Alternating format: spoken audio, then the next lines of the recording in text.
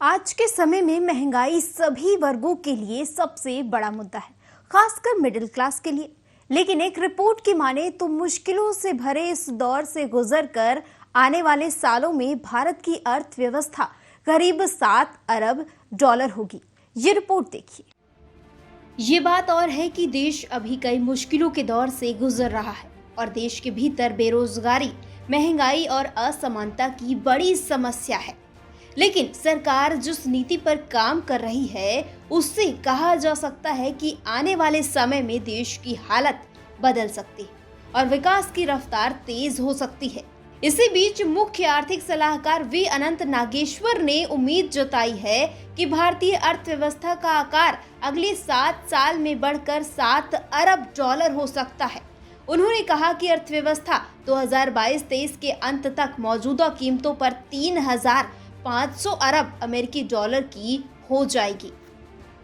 बता दें कि सरकार ने पहले 2025 तक देश को 5,000 अरब डॉलर की अर्थव्यवस्था बनाने का लक्ष्य तय किया था।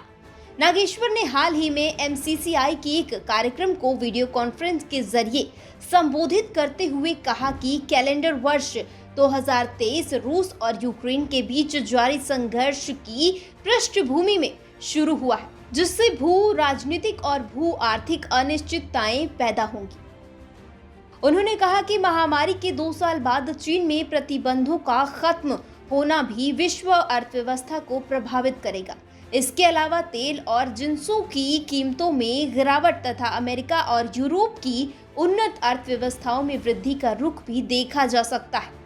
इसका असर बाकी दुनिया पर भी पड़ेगा।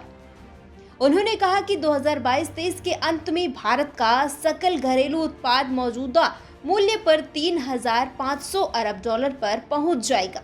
नागेश्वर ने कहा अगले 7 साल में भारतीय अर्थव्यवस्था 7 अरब डॉलर की हो जाएगी, जो असंभव नहीं है।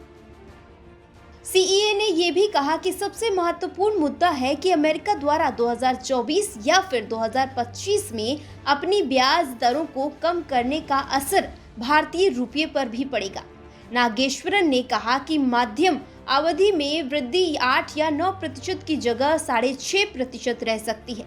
वर्ष 2003 से 2008 के दौरान इतनी ही वृद्धि देखी गई थी। ये बात और है कि देश अभी कई चुनौतियों का सामना कर रहा है। चुनाव की वजह से विकास की गति प्रभावित भी होती है, लेकिन ये भी सच है कि बेहतर समायोजन के जरिए विकास को गति प्रदान की जाए तो देश बदलेगा और दुनिया के शीर्ष देशों में शुमार भी होगा। न्यूज वॉच इंडिया के लिए नेहा विश्वकर्मा की रिपोर्ट। तो यकीनन विकास के इस दौड़ में भारत आगे निकलकर ही दम लेगा और जल्द ही करीब 7 अरब डॉलर की अर्थव्यवस्था का लक्ष्य भी प्राप्त करेगा।